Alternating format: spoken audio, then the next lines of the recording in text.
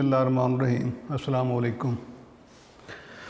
बच्चों, मेरा नाम मोहम्मद इकबाल है और मैं यूजीआई में इकनॉमिक्स का टीचर हूँ। उम्मीद है, दुआ है अल्लाह रब्बुल इज़्ज़त की ख़ास फज़ल व करम से आप बखैरियत रहें और ऑनलाइन क्लासेस के ज़रिए अपनी तालीमी सरगर्मियों को सिलसिले को जारी रखें। बेटे, ऑनलाइन क्लासेस इकनॉमिक्स पार्ट 1 में हमारा जो साबिक़ा लेक्चर्स हैं वो सप्लाई के चैप्टर हम पढ़ रहे थे और सप्लाई के चैप्टर में हम MCQs का सेशन, यानी चैप्टर हमारा जो है वो सप्लाई है और इसमें टॉपिक जो हम इसमें डिस्कस कर रहे थे वो हमारे इस चैप्टर के MCQs हैं। तो लास्ट लेक्चर में हमने इसमें से कुछ MCQ सॉल्व भी किए थे, तो उसी सिलसिले को हम आगे बढ़ाते हैं। क्वेश्चन है बेटा कि slope of supply curve is. MCQ है जी, स्लोप ऑफ सप्लाई कर्व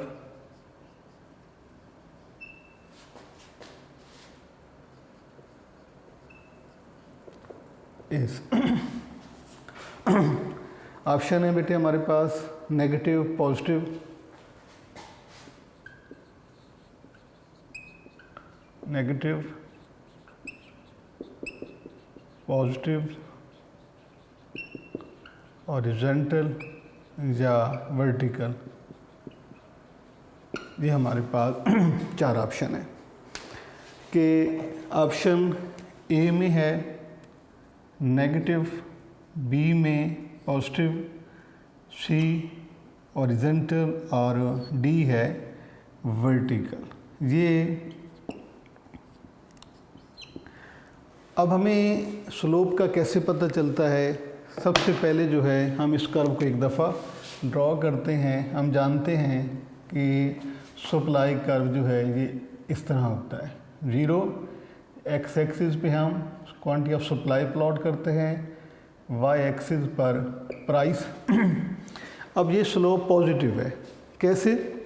क्योंकि इस प्राइस और सप्लाई में रिलेशनशिप होता है पॉजिटिव। प्राइस के बढ़ने से सप्लाई बढ़ती है और प्राइस के कम होने से सप्लाई कम होती है, लिहाजा इसमें जो रिलेशनशिप है पॉजिटिव है। इस बुनियाद पर इस कर्व की स्लोप भी पॉजिटिव होती है। तो लिहाजा हमारा इसमें जो है ये वाला ऑप्शन दुरुस्त है कि slope of supply curve is positive.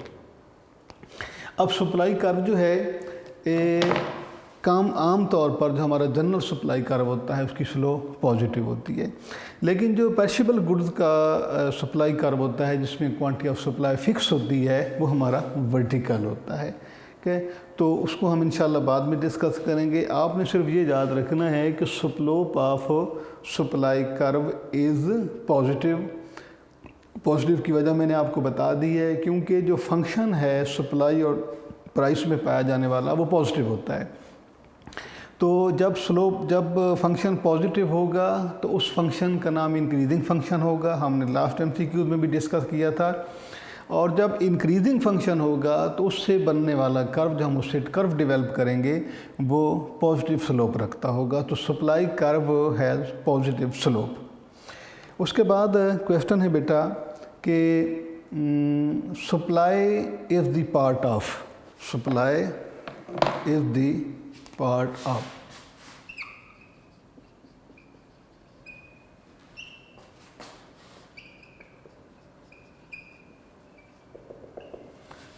Supply यानी रसद हिस्सा होती है। अब हमने सप्लाई की बात की है कि सप्लाई जो है ये वो क्वांटिटी होती है किसी चीज़ की जो मार्केट में सेल करने के लिए उसको ऑफ़र किया जाता है। अब इससे पहले हमने आगाज़ में पढ़ा था कि सप्लाई जो है वो क्वांटिटी है जो मार्केट में सेल करने के लिए पेश की जाती है, लेकिन इसके साथ हमने स्टॉक पढ़ा था कि स्टॉक जो है total amount of good that stored in ware house market, कि जो टोटल चीज़ स्टोर फॉर्म में होती है उसे स्टॉक कहा जाता है। और उसी स्टॉक में से वो क्वांटिटी जो मार्केट में सेल करने के लिए लाई जाती है उसे सप्लाई कहा जाता है।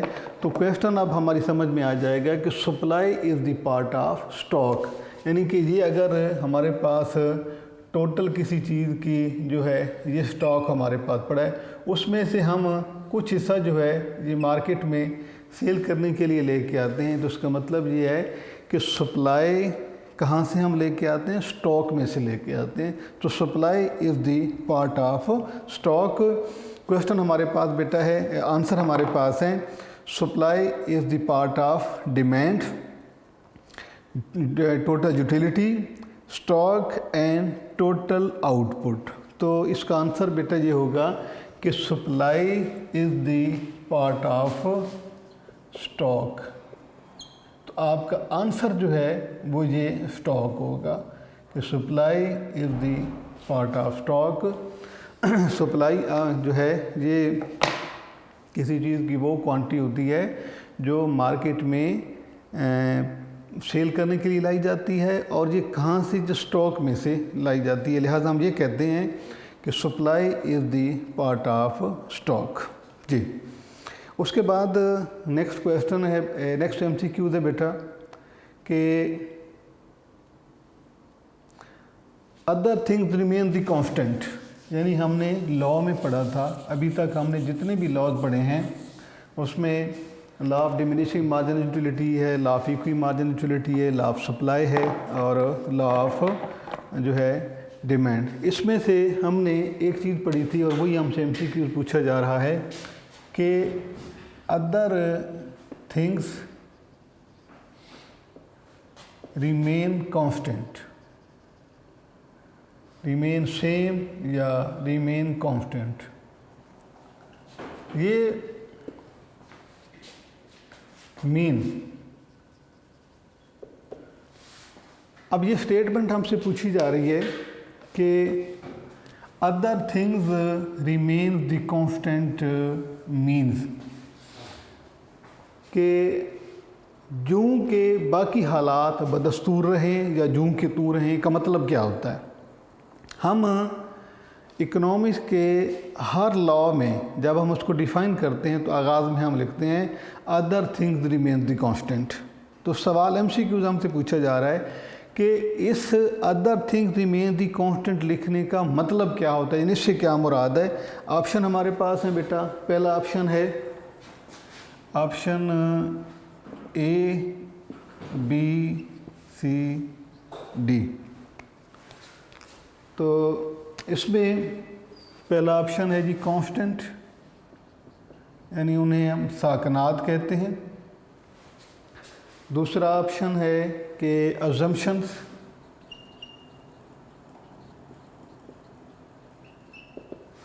अजम्पशन, और तीसरा है जी लिमिटेशंस,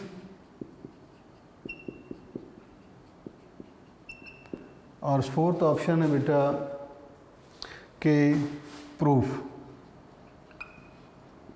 ये हमारे पास चार ऑप्शन है। हर लॉ में हम ये लिखते हैं, इकोनॉमिक्स का कोई भी लॉ प्रूव करने लगते हैं तो हम लिखते हैं कि other things remain the constant, other things remain the constant, यानी बाकी हालात जूं के तूं रहें। तो इनका मतलब लॉ में, क्योंकि इकोनॉमिक के लॉज को प्रूव करने के, इकोनॉमिक लॉज की प्रॉपर्टीज़ में एक प्रॉपर्टी है कि इकोनॉमिक लॉज आर कंडीशनल, कि ये मशरूत नौइयत के होते हैं। मशरूत नौइयत का मतलब यह है कि कुछ शराइत रख कर हम लॉज को प्रूव करते हैं। लिहाजा जिन चीज़ों को हम कांस्टेंट अजूम करके लॉ को प्रूव करते हैं उन्हें कहा जाता है अजम्पशन, यानी मफरूज़ात, कानून के मफरूज़ात, यानी फ़र्द की हुई चीज़ें। और इन मफरूज़ात को हम जो है इकोनॉमिक्स में कहते हैं other things remain the constant, यानी लॉ में other things remain the constant लिखने का मतलब है उस लॉ के अजम्पशंस। तो ये हमारा दुरुस्त जवाब है कि other things remain the constant का मतलब होता है अजम्पशंस ऑफ लॉ। लॉ में हम जो भी चीज़ें कांस्टेंट अजूम कर रहे हैं उन्हें हम other things remain the constant लिखते हैं। अब इसी तरीके से बेटे ये भी इसमें एक पॉसिबिलिटी है कि अब ये वाली जो स्टेटमेंट है आपको जहाँ क्वेश्चन में लेके जाना और जहाँ पर लिख दिया जाए कि assumption of law are written, तो उसमें आप ऑप्शन में लिखेंगे उसे other things remain the constant लिखा जाता है। अभी तो हमने ये लिखा है कि other things remain the constant, उसका आंसर हमने लिखा है अजम्पशन। अगर यही वाला जो ऑप्शन है जहाँ पर क्वेश्चन में हम लेके आ जाते हैं, हम लिखते हैं कि अजम्पशन ऑफ लॉ मीन, तो उसके जवाब में फिर आप आंसर लिखेंगे other things remain the constant. बस ये एक पॉसिबिलिटी है इसमें कि क्वेश्चन जो है आपका आंसर और आंसर को जो है वो क्वेश्चन बना के लिख दिया जाए जी। उसके बाद बेटे क्वेश्चन है कि रसद supply kinds of supply are, kinds of supply are, तो ये मैं आपको एक ही वक्त में लिख के देता तो उसमें आपके 3-4 ऑप्शन जो हैं वो सॉल्व हो जाएंगे। बेटे हमने पढ़ा था कि there are 2 types of changes in supply. अगर हम चेंजेस इन सप्लाई की बात करें तो 2 चेंजेस हैं, एक है expansion and contraction of supply,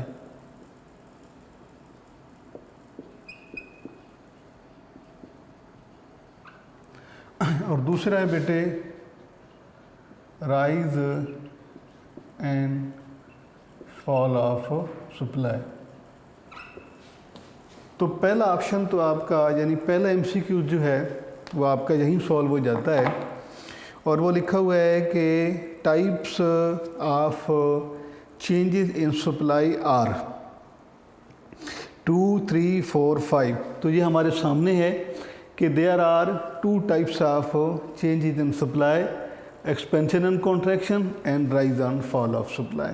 तो पहला ऑप्शन आपका यानी एमसीक्यू आपका यहीं सॉल्व हो जाता है कि kinds of changes in supply are, तो इसमें आपका आंसर होगा 2।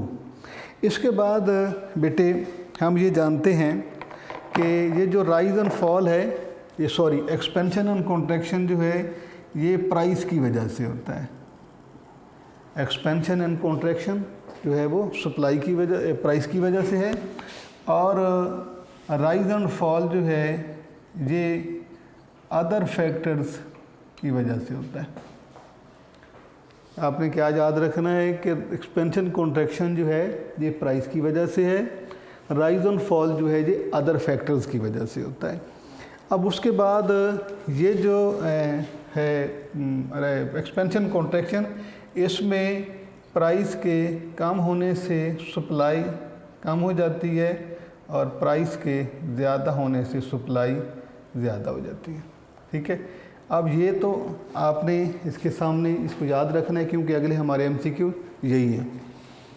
अब इसमें जो है other things remain the cost, sorry इसमें पहले एक चीज़ और बतानी है आपको कि यहाँ पर जो हमारा सप्लाई कर्व बनता है ये कर्व हमारा यही रहता है, इधर कोई कॉन्ट्रैक्शन है इधर एक्सपेंशन है, जबकि राइज एंड फॉल की जो सूरत हाल है, राइज एंड फॉल में सप्लाई कर्व शिफ्ट होता है। एसएस कर्व है, राइट पे शिफ्ट होगा तो इसे राइज इन सप्लाई कहेंगे, और लेफ़्ट पे शिफ्ट होगा तो इसे फॉल ऑफ सप्लाई कहेंगे। और ये वो चीज़ें हैं जो इससे पहले आप पढ़ चुके हैं। तो एमसीक्यूज बेटा है कि increase in supply due to increasing price. एक एमसीक्यू हमारा यहाँ से बन रहा है कि increase in supply due to increasing price. Increase in supply due to increasing price यानी एक ऑप्शन है, तो इसे बेटा कहा जाता है एक्सपेंशन, का नाम है एक्सपेंशन ऑफ सप्लाई। तो यहाँ एक MCQ जो है आपका यहाँ सॉल्व हो जाएगा कि increase in supply due to increasing price is को इसको क्या कहते हैं, एक्सपेंशन ऑफ सप्लाई कहते हैं। ऑप्शन में बेटा लिखा हुआ है कि rise in supply, fall in supply, contraction of supply, expansion of supply. तो आंसर आपका क्या होगा, इसे आप कहेंगे एक्सपेंशन ऑफ सप्लाई। उसके बाद अगला MCQ है बेटा कि fall in supply due to falling price, यानी ये वाला ऑप्शन, ये जो हम लिखा हुआ है कि डिमांड सप्लाई का फॉल करे डिमांड प्राइस में फॉल की वजह से, तो इससे जो है कॉन्ट्रैक्शन कहा जाता है, कॉन्ट्रैक्शन ऑफ सप्लाई। तो आपके 2 MCQs यहाँ से सॉल्व हो जाते हैं कि पहला MCQ क्या है कि increase in supply due to increasing price, expansion of supply हो जाएगा, ये आंसर आपको मैंने बता दिया। उसके बाद decreasing supply due to decreasing price, that is contraction of supply. इसके आंसर बेटा लिखे हुए हैं कि कॉन्ट्रैक्शन ऑफ सप्लाई, इसके बाद जो है expansion of supply, rise in supply, fall in supply. तो ये हो जाएगा कॉन्ट्रैक्शन। याद रखना है बेटा कि एक्सपेंशन और कॉन्ट्रैक्शन जो है सप्लाई हो या डिमांड हो, दोनों का प्राइस की वजह से होता है, लेकिन इनका रिलेशन नेचर जो है वो डिफरेंट है। अब चूँकि हम सप्लाई के चैप्टर पढ़ रहे हैं, इसमें ये आपके सामने मैंने एक्सपेंशन कॉन्ट्रैक्शन लिख के दोनों ऑप्शन बता, इन्हीं में से आपके 2 MCQs मैंने आपको बना के जो आपके नोट्स में भी बने हुए हैं, जहाँ भी आपको समझाए हैं कि increase in supply due to increasing price, expansion and falling supply due to decreasing price, contraction. ये दोनों जो है वो सवाल आपसे।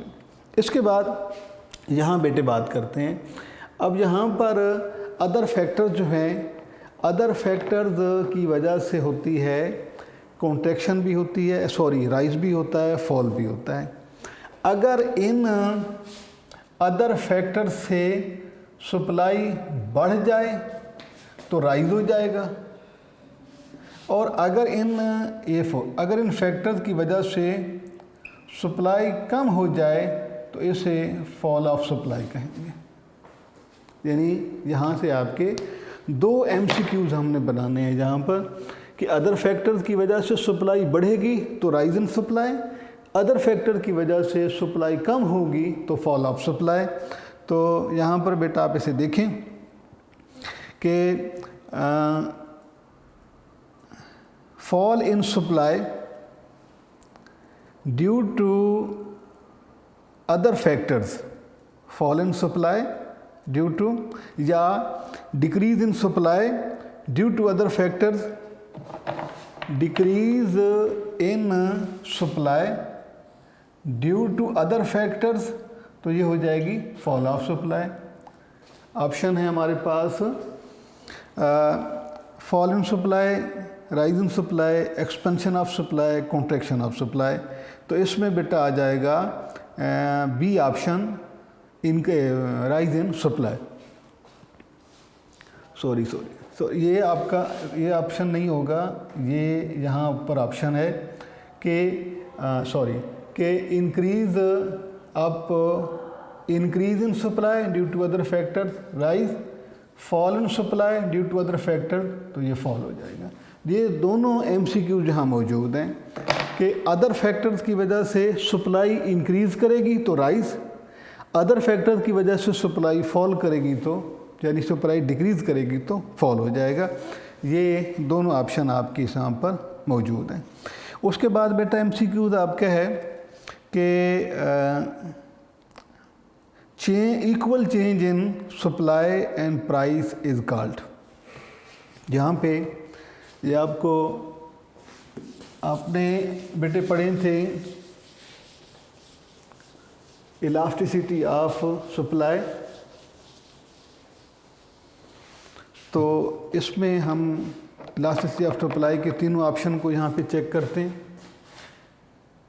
Q S is the function of price हो तो ये कहलाता है इलास्टिसिटी ऑफ, ये इसी की वजह से प्राइस में चेंज और उसकी वजह से सप्लाई में चेंज, तो this concept is called elasticity of supply. अब इसमें बहुत सारी तीन पॉसिबिलिटीज़ हैं बेटा।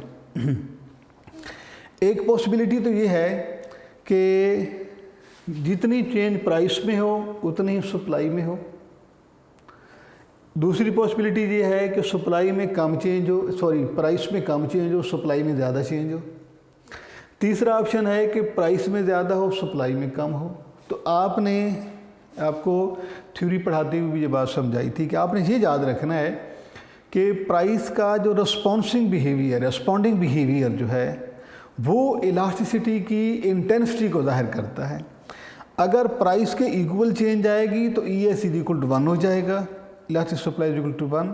अगर सप्लाई ज़्यादा होगी, ज़्यादा रेट से चेंज होगी तो E S is greater than 1।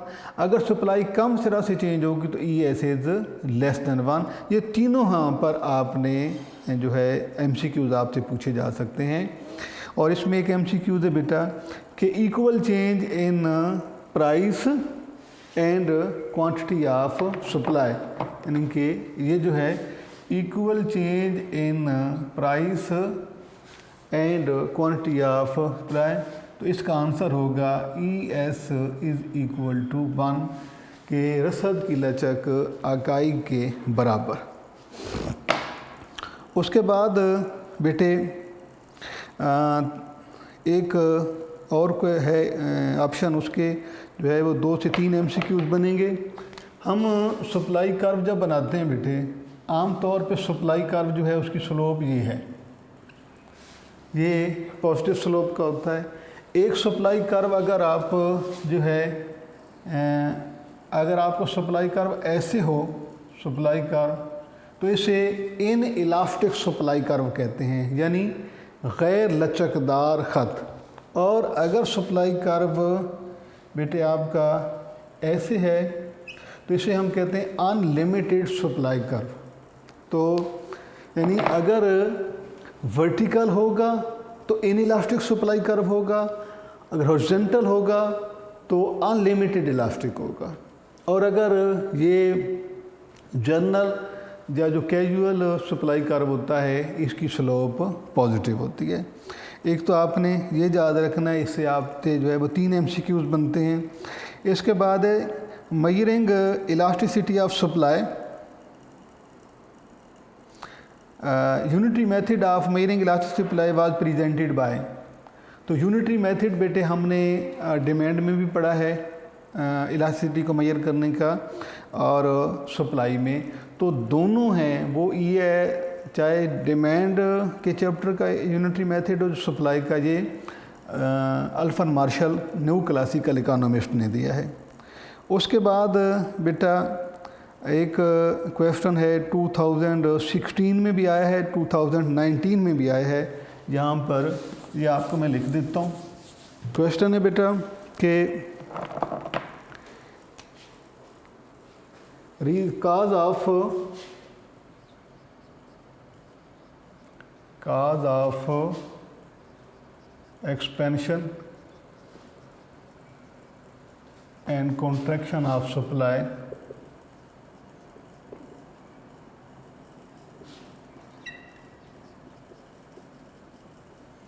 is कि एक्सपेंशन और कॉन्ट्रैक्शन सप्लाई की किस वजह से होती है।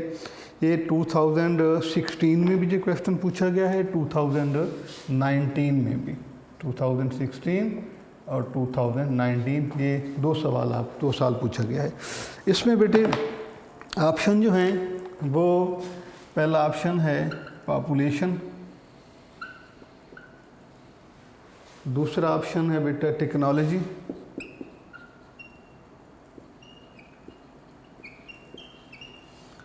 थर्ड ऑप्शन है इनकम, और फोर्थ है प्राइस। इससे पहले MCQ हमने सॉल्व किया है और उसमें हमने डिस्कस किया था कि ये जो एक्सपेंशन और कॉन्ट्रैक्शन है ये प्राइस की वजह से होता है, और राइज एंड फॉल जो है वो price factor other than price, तो इसका बेटा ऑप्शन जो है ये है प्राइस। ये 2016 में भी ये क्वेश्चन पूछा गया है और 2019 में भी। तो ये बच्चे सप्लाई के चैप्टर के हमने MCQs मुकम्मल कर लिए। इंशाल्लाह हम अगले लेक्चर में इसी चैप्टर के शॉर्ट क्वेश्चन आंसर को जो है वो डिस्कस करेंगे। अल्लाह हाफिज़।